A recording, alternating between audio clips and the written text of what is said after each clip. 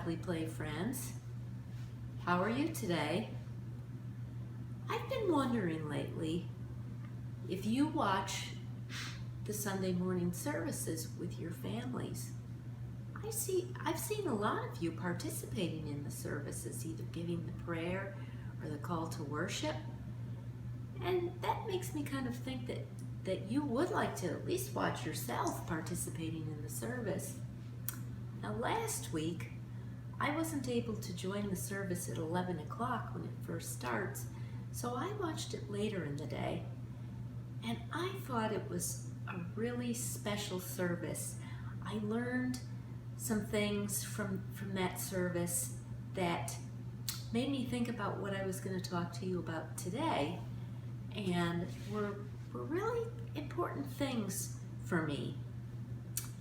So the first thing that I learned from that service was that you should always try. You shouldn't be afraid to try new things. You should keep trying, and you can have faith that you won't be alone when you try new things.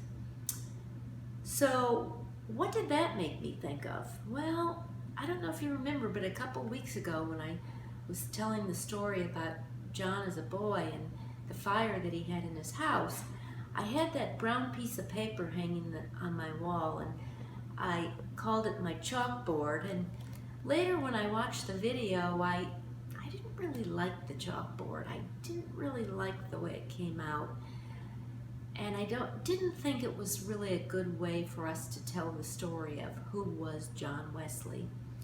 So I kept thinking and thinking about different ways that we could tell that story or write that book. And I was really thinking about whether I wanted to try something different or not, or whether I just wanted to stick with the brown chalkboard on the wall.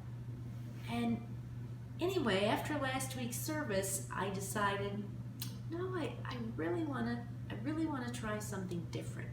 I want to make it look more like a book.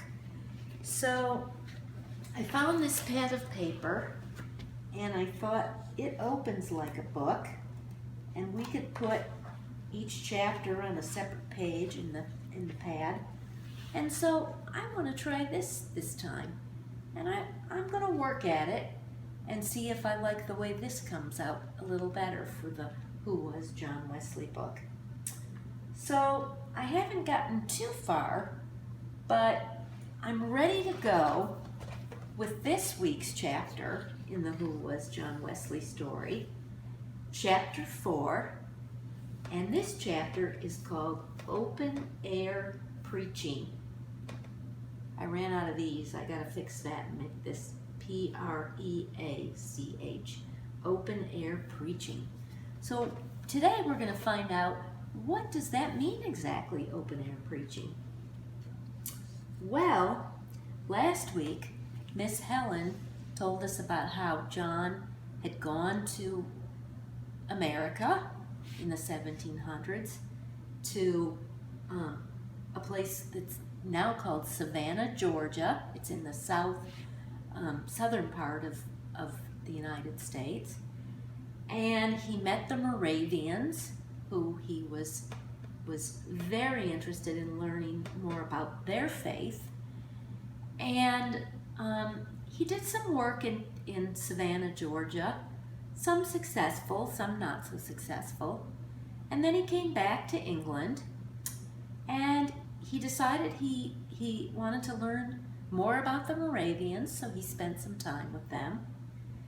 And then he went to a church service in Aldersgate Street. And remember, he had that sort of warm feeling in his heart when he heard some stories about faith that really made him feel like, that's what I believe too. So he after that, he went to Germany and he did some more studying.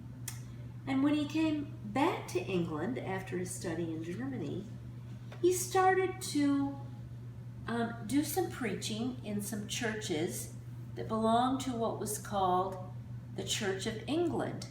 The Church of England was the major church and the major religion in England at that time, and they had lots of churches all over England, and they would bring pastors or priests into each of these churches to give a sermon or to tell a story. And John went to do some preaching in those churches, and a lot of his sermons had to do with things he had learned from the Moravians, and a new way of thinking of his faith, different than what they may have taught in the Church of England. And because he was preaching in a little different way than what they were used to in the Church of England, some of these churches didn't want him to come back and preach in their church again. So there came a time when he really didn't have a church to preach in.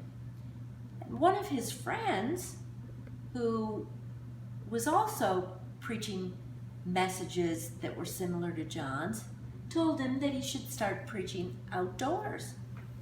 And he suggested that John go to a town called Bristol in England and teach to a group of people who did a job working in mines.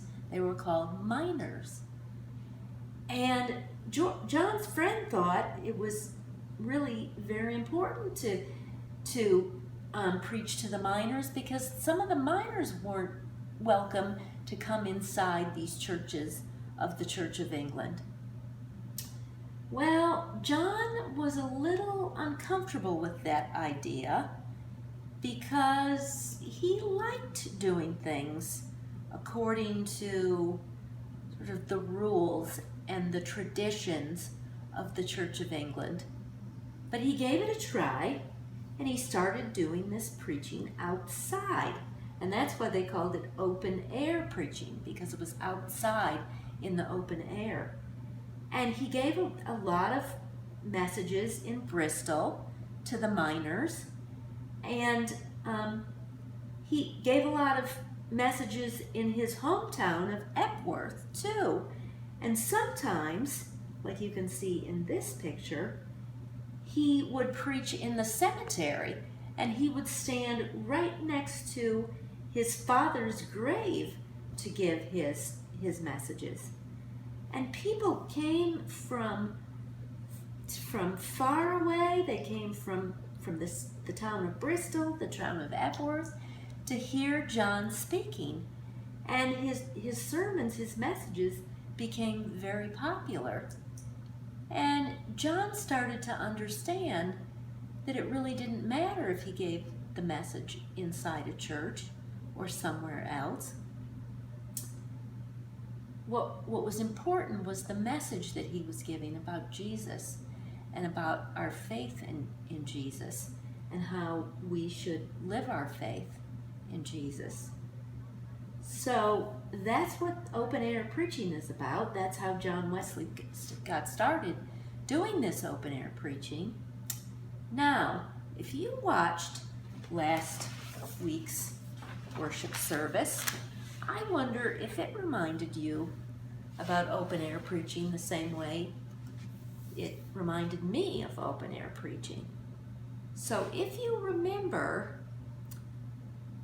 last week's worship service was held at Miss Hannah and Miss Lisa's house, not at our church, First United Methodist Church of Pittsburgh. And a lot of the worship service took place in Miss Hannah and Miss Lisa's backyard, right by their swimming pool. Maybe, in fact, in their swimming pool. And maybe you remember that Pastor Tracy gave her sermon, her message, sitting in a little boat in the swimming pool. Now that's a different way to have church, but I think it was a great way for Pastor Tracy to give her message last week. Now our church has had other worship services that weren't in our church sanctuary. I mean, really, right now, we're having church online. And I don't know where you watch church. I watch church the church service, sometimes in my living room, sometimes in my kitchen, sometimes in my office at my desk, the same desk where I do my work during the week, sometimes in my bedroom. Last week I think it was in my bedroom. So we're having a really different kind of church online, and you can watch it anywhere you want to, anywhere you're comfortable.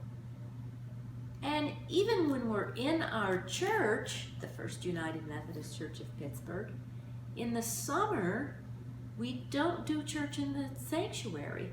We do it in the fellowship hall.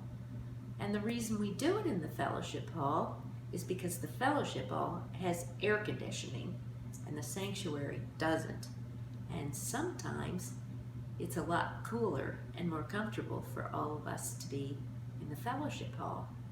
The thing I like about having church in the fellowship hall is that I always feel like we're closer together. We can't spread out quite as much. And so it makes me feel like we're really doing worship closer together, and I like that for a change. I also remember a time when, about maybe 2 years ago or maybe 3 years ago, we did a worship service in the park across the street from our church. Maybe some of you were there for that worship service. And that was a lot of fun too. It was an open air worship service. And we had special stories, and we had music. And I think that there were a lot of people who came to our worship service just because they were walking past the park and saw what we were doing and thought maybe it would be nice to join in with what we were doing. So we met a lot of new friends that day, and that was something different and exciting and made for a special worship experience. So can you think of any other ways that you might be interested in doing church a little differently? Fun fact about John Wesley and his sermons.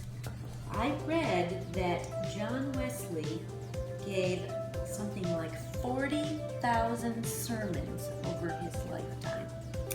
Now, if Pastor Tracy gives one sermon a week on a Sunday, every week for a year, that means she will give 52 sermons in a year.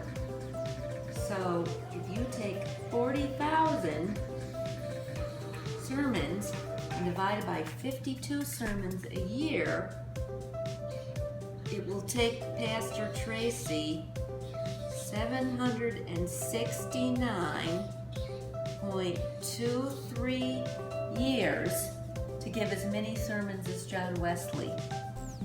Pastor Tracy, there's your challenge.